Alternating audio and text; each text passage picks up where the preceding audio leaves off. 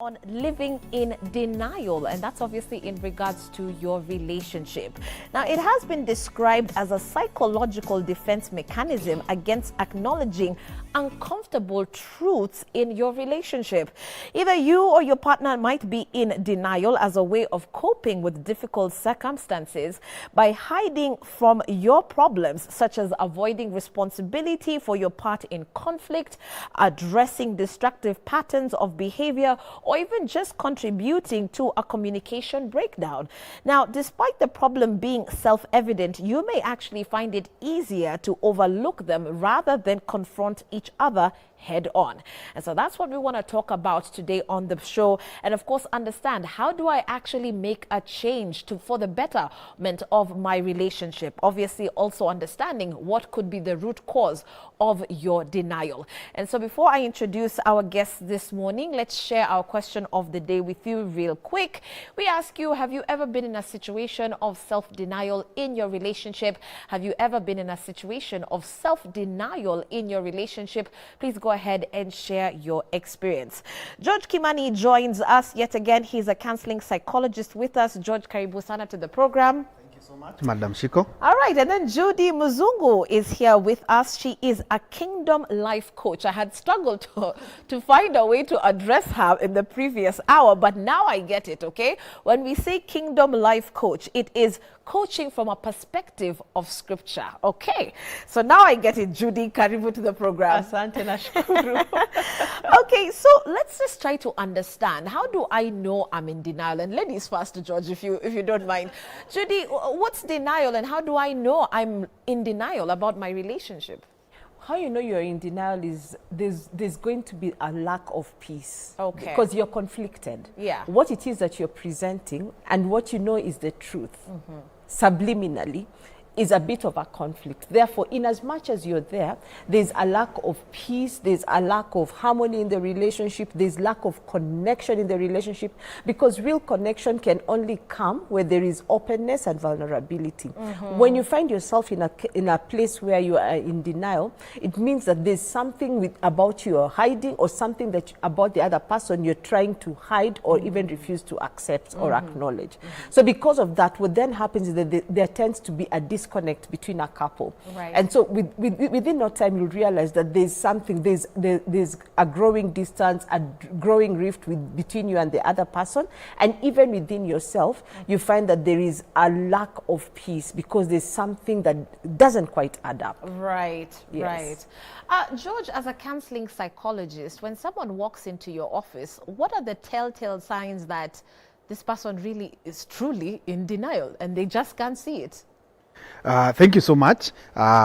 When someone comes to us, they come and they start narrating their problem, Right. what they are going through. And one of the key indicators that someone is in denial is the tendency to blame others. That I am going through this because of so and so. So and so has contributed to this. So that is one of the indicators that someone is going through denial. Right. There are also other physiological manifestations that you can see, tendencies such as someone engaging in behaviors that are not desirable. You find someone is overindulging in alcohol, someone is in drugs, someone is even a bully. Now, these are defense mechanisms which are used as a kind of compensation, as a kind of trying to escape.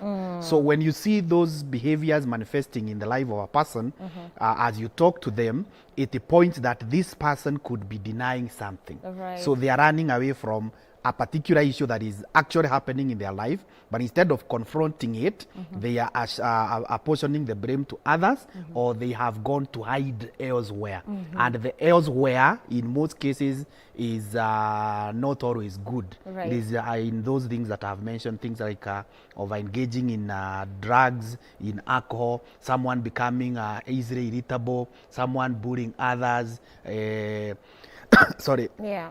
And such other bad things. Okay. Yes. Okay. Judy, do you believe in some shape or form that women are most likely to be the ones in this state of denial than men?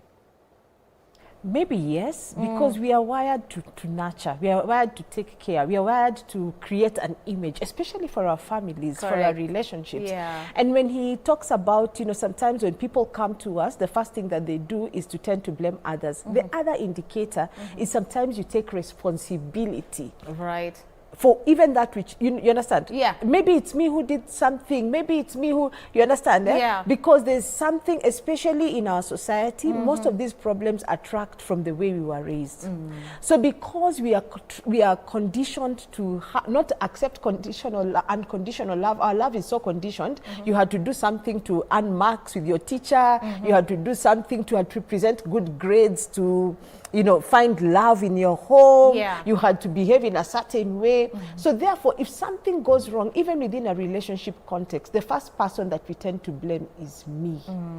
What did I do for this thing to go so wrong? Right. And because you're thinking, what did I do to get for this thing to go so wrong, especially in the context of a woman, Yeah. there's that thing that tends to think, did I push him away? Did I not treat him right? Especially because we are conditioned to do certain things to earn love, as Yeah. an example. Right. So if this love relationship is not going right, we tend to blame ourselves and think, could there be something that I didn't do right for me to be able to make him feel man enough to then be able to love me? Did I do something wrong Yeah. for him not to be able to reciprocate the kind of love that probably I'm giving? So that then becomes the problem that women tend to carry, especially, for example, if you look at bridal showers, if you've been to bridal showers, Yeah. what are we told? Right. Take care of him, Yeah. don't quarrel, don't do all those things. So if something goes wrong within that relationship context, Yeah. then we go back to this marking scheme. Did I do enough? That's where women tend to carry the more Right. burden. And flipping things now, because I'd like you to speak from a man's perspective, George. First of all, just even that word, denial. And first of all, we already know communication and just vulnerability coming from a man's side is very difficult to bring out that vulnerability in a man. So how does denial take shape in a man's world? Okay, thank you. My views are like this. From a psychological perspective, denial is a defense mechanism that is found in a theory we call psychoanalytic. And if you look at this theory, it says that the human mind is divided into three components. There is the ego, there is the id, and there is the superego. Now, denial comes in when the ego is defending itself from the id. And ego is more trying to control. It's trying to control circumstances. Right. There is something my colleague here has mentioned, that manifestations of these denial mechanisms, they are rooted at the way someone was brought up. And still going back to that theory, you'll find that they say the way we were brought up, there are some things that we were told, and we push them now to the unconscious mind. And one of the things that is highly emphasized in the upbringing of a man or a boy is that you must be in control of every circumstance. All right. You must never allow people to know that you are out of control. Actually, even when we are doing marriage counseling, as men, we are told you must never allow your wife to realize that you are not in charge of any problem, or you don't have a solution of any problem that faces you as a family. Yeah. Now, if that is the circumstance when you are being brought up, when you are being counseled as you enter to marriage, then when the unexpected happens, that if you are in a relationship with a man and you hear him complain, even the smallest bit, it could be an indicator that there is a big problem, because we are very good in denying. So if your man in the relationship hints kidogo that they have an issue, if they have hinted 1%, be sure we are almost 80 or 90%. I like that. May the truth be told, indeed. Okay, we're talking about denial this morning in your relationship. And we want to ask you to share your story with us. If you'd be bold enough to, that is. Our question of the day still stands. Have you ever been in a situation of self-denial in your relationship? Please share your experience, okay? Our team will be looking out for you. And Bonadan, who is my director today, please let me know once those text messages start streaming in, and then we can sample one by one. And if you'd like to get assistance or help from Judy or George this morning, please feel free to pose your question to our panelists, and let's see what we can do for you this morning. Judy, in most cases, you will find that a lot of people are in denial simply because of infidelity. Yes. Wow, that's a big one. Yes, it is. Yes, it is. Let's just stop at that corner for a bit. There are people who are watching and saying, no, I mean, see, as long as he's coming home, Yes. as long as she's not showing it, Yes. nobody needs to know that my partner is stepping out. Yes. I think it's a sad state of affairs where, as a society, we are almost coming to the place where you kind of expect infidelity in a marriage. Yeah. You understand? Such that even when it happens, because even when you go to tell other people, what will they say? So the first thing is, and we are also trained, like I said, to have this perfect image of our homes. Therefore, the first thing that you want to do is to deny. And that denial comes in the sense of, it's not happening. Then after you get past that, it's not happening. The next thing is, what did I do? Yeah. As opposed to facing up to the situation as a couple and probably talking about it, Yes. accepting the situation, just as my brother George was saying, accepting the situation and getting to the root of the problem. Right. Most of the times we gloss over it, and even when we gloss over it, then for us, especially in the church, we go the direction of prayer, Yeah. as opposed to having to deal with this situation and say, you know what, this thing is here. There's an elephant in the room, Yeah. and we need to address it first and foremost before we begin to get too spiritual about it. Listen to this. Someone says denial isn't humility. Stop denying it when you aren't fine. Brother, sister, if you need help, please reach out to people. Goes on to also share, I lost a friend last night because he couldn't afford the school fees for his 2 daughters and he committed suicide. Well, this is an anonymous individual over here contributing via social media. But it's quite sad. And I think this also speaks into the kind of denial that men are also facing, George, the issue of finances and provision. Yeah, I think I would also wanted to add to what my sister Judy has said.